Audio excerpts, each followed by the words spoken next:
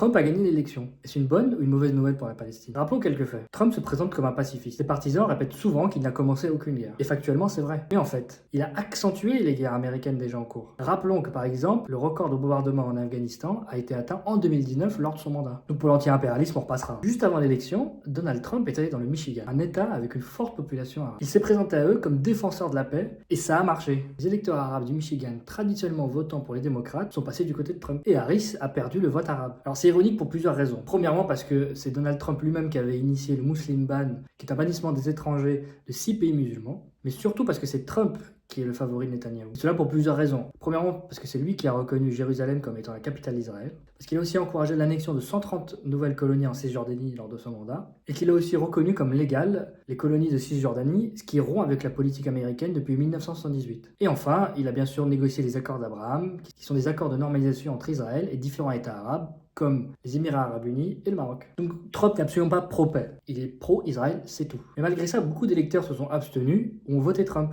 afin de punir Harris pour son soutien pro-Israël. Et cela en particulier chez les populations arabes et jeunes.